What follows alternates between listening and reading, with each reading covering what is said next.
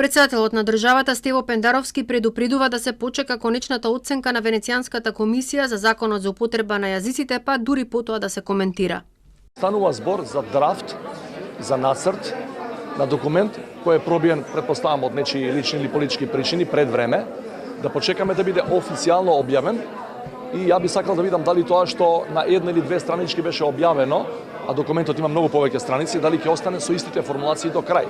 Од кога ќе имаме конечна верзија на документот и официјална верзија на документот, тогаш и јас, како една од институциите во оваа држава, ќе се произнесеме. Премиерот Заев смета дека сите препораки од Венецијанската комисија за законот за употреба на јазиците ќе се имплементираат и тие мора да бидат почитувани од сите политички субјекти.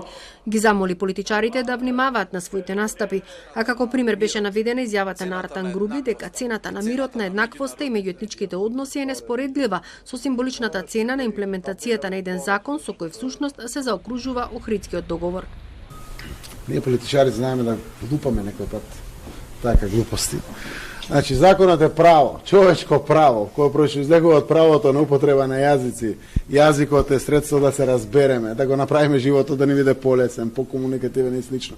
Од тука доаѓа потребата буквално на употребата на јазиците. Тоа е уставно право на граѓаните, го законот живее денеска, ништо не се сменило во нашата земја, а граѓаните имаат дополнително право кое што уставот им го гарантирало да си го користат.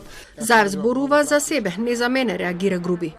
Очигледно дека изјавата на премиерот се однесува на себе си, пошто зборува за него, и сметам дека тоа е момент на саморефлексија и на зачестена самокритика, кое што исто така проследено и со извинување често, но лично сметам дека е тоа доблесна особина на саморефлексија и самокритика, додека што се однесува на законот за јазиците, мислењето на Венецијанската комисија смета дека двојазичноста во парите и двојазичноста во униформите на армијата може да се употребува во Република Северна Македонија.